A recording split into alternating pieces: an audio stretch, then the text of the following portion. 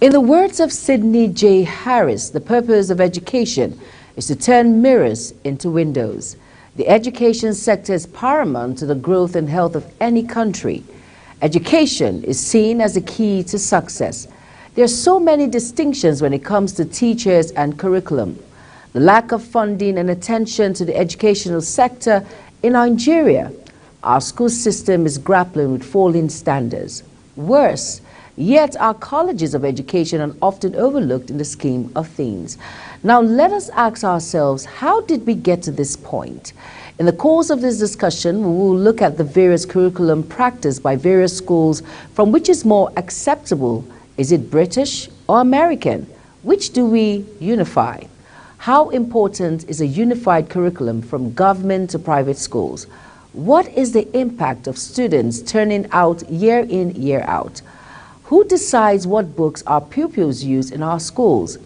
In some states, schools use different books and textbooks. Now, asking that question, how did we get here? To help us with this, Sarah Zuali is leading a class, who is a leading head teacher and a classroom teacher also. You're welcome to Insight Today. I am Jumai Manson. Please stay with us.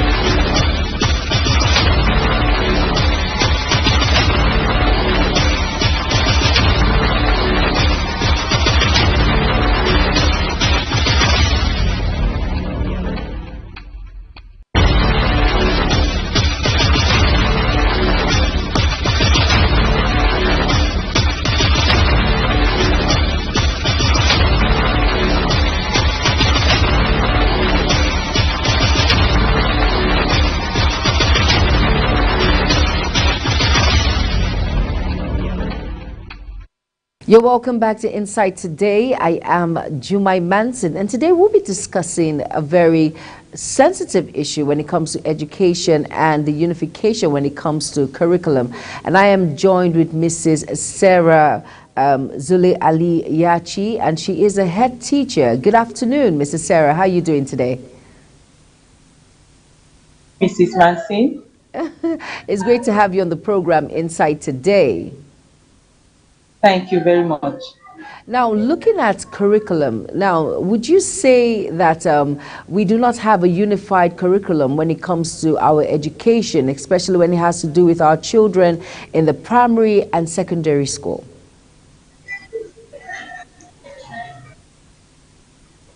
Yes, I would say we do not have a unified curriculum because some schools practice the others practice British curriculum, and others practice the unified. And looking at schools all over, we realize that the performances of our pupils or students are not same. This is due largely to the kind of curriculum we have in our schools. So I believe that a lot of schools have different curriculums since we don't practice the same. We are all not unified. We are free to go by either British, Nigeria, or you blend. There is something we call blended curriculum as well. Thank you. But looking at it very closely, when you say blended, when you say British, when you say American, but which is best use of practice when it comes to guiding? Because I know the curriculum is a guidance for teaching our children in various schools on subjects, on how to go about their work scheme, even when it comes to teachers.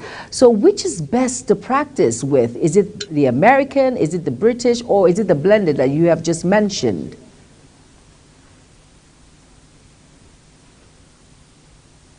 Yes. Well, before I go into that, I want to quickly let us know what curriculum is all about.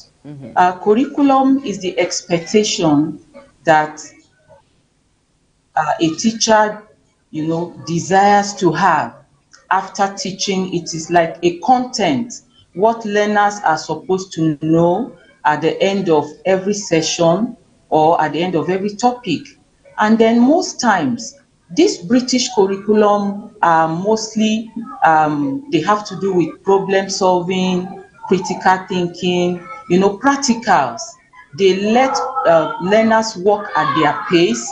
And then the Nigerian curriculum is more of abstract.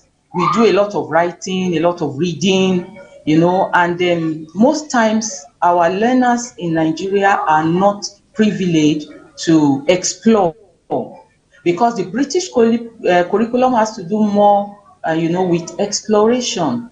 And then some schools have decided to improve on what they are doing, because the trend in the world, everything is changing, and we also have to change with the world. We are expected to learn, to let our students be able to learn skills. So a lot of Nigerian curriculum now have incorporated these skills. They allow our students to explore, they give them time for critical thinking. But largely, the Nigeria curriculum does not really give us time, to be able to allow our pupils or our learners to explore the way the British curriculum does. Because the Nigeria curriculum, we are all about, oh, let me finish my scheme, let me just finish what I'm supposed to teach, and we keep loading these children with so many notes, abstract. Most times, teachers don't even use instructional resources anymore. So these are the differences. We have seen that the British curriculum has to do more with problem solving, critical thinking, practicals, time. They give them time to explore, exploration. So those are the differences. Those are the things we experience around in Nigeria these days. Thank you. But you know what, Mrs. Sarah, I'm very, let me say, I'm inquisitive when it comes to different textbooks and books in which some of our children use, and they are in the same state. Why is that so? You see someone in this particular school using the same class, let's say grade 3 or primary 3, for instance, and then you see someone with a different sets of textbooks when it comes to being in the same class. Is it part of the difference in curriculum, or that is how it ought to be, or what is the issue really?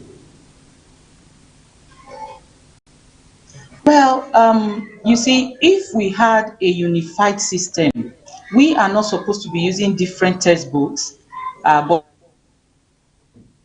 you find out that these days, a lot of schools use different textbooks, because especially the private schools, they want to, my school is doing very well.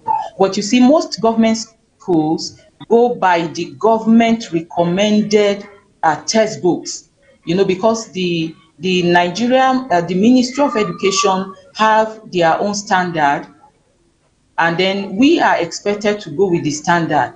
But when the private schools now realize that the curriculum that is being given by the Nigerian Ministry of Education does not, align with the trend in the world, they go to some extent to adopt other things, that we now help the learners to engage in problems. By that, you see that especially private owned schools use different textbooks, but largely the government schools use the recommended textbook from the Federal Ministry of Education, and that is why the difference is so pronounced. But by and large, the government schools are also coming up, because we went around recently and we realized that, oh, a lot of new innovations have come up in the secondary schools, in the primary level as well. And then the Ministry of Education have been sending their personnel to move around schools to ensure quality. All right, now looking at it carefully, how well do you think we can actually unify the curriculum in schools? Is it possible? Is there a way forward to unify? Because if you look at it, when it comes to competition, for instance, a child who, with his peers who are maybe not in this state, do you think they can compete effectively with one another, despite the fact that they're not using the same curriculum in their various schools? Is it possible to unify these, the curriculum that is being used? Yes, it is possible, but the main reason why the curriculum has not been unified is because it is cumbersome. You see, it has to be reviewed. And then recently we realized that, I don't know, maybe it is the work involved. There has not been review from the Federal Ministry of Education. Once there is a review of the curriculum, we add up new things. But I think it can be done because we have advantage of going through the internet. That is what most of the teachers do. We encourage, because after every training sessions, we encourage teachers go on the internet, get materials, learn new trends so that you can improve on your teaching. So these days we don't really stay with what is on the textbook or what the curriculum specifies. We go extra length to see that we improve, we learn new trends. And I believe if the Federal Minister of Education should come up with something like this, it will go round. All the teachers will be able to align, and then we can make use of the internet facility even before a review is done. I believe largely that uniformity can come up. And as for that aspect of the children going on competition, what we do, a lot of teachers are put in charge of these children. So most times when they are expected to go for competition, we do extra work on the pupils or the students. We have clubs and we kind of train them to prepare for competition. And largely we make use of the internet facility, because if you abide by the curriculum alone, that will not take them far. Now, Thank looking you. at the Ministry of Education, now in that aspect, I have my concerns. Do you think the educational sector have not done enough? In fact, they see this on the curriculum in schools as not an issue. They feel maybe it's a part of the educational sector. Do you think they've not done enough to actually balance the equation by unifying curriculums in both public and private schools? Because they're all pairs when it comes to classes. It doesn't matter whether it's public, it doesn't matter whether it's private. Do you think the educational sector have been very lackadaisical when it comes to the curriculum of our children in school? Well, I wouldn't say they are lackadaisical. They've tried their own best because they've unified the curriculum. If you go around schools, all the schools, be it private or public, you find out that we use the same curriculum, especially for those within the FCT region. We use the same curriculum, but this time you see that people go extra because they want their schools to stand out. They want the schools to be able to match up with international standard. And then in that aspect, I believe more lies with the teachers now, not really the Federal Ministry of Education, because they've tried, they've developed their curriculum and it is okay. But like I said earlier, that things are changing. We have a lot of new innovations, and then curriculum development is not as easy as we think. It is cumbersome, and it needs constant reviewing, which may not be possible for the Federal Ministry of Education. So I think largely the teachers are expected to do extra work. Even given the curriculum by the Federal Ministry of Education to run with, we can do something extra by getting more information. We get, interesting teaching resources, educational resources to back up whatever topic we are teaching the children. Thank You you. mentioned at the beginning, you said the curriculum is cumbersome. Teachers strive so hard to finish their scheme of work. Is there a way they can actually break this into different stages in order for everything to align? Because if it's cumbersome, why would you want to go out of the curriculum to ensure that all the basics are being passed to the children? But is there a way to reduce the size and still follow the curriculum that is given in the school? Is it possible?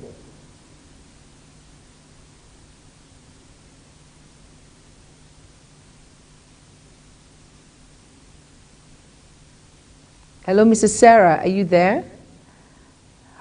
Okay, let's quickly go on a quick break. And when we return, we're still looking at curriculum and unifying curriculum in school, of course, education. Let's quickly go on a quick break. Inside Today, we'll be back.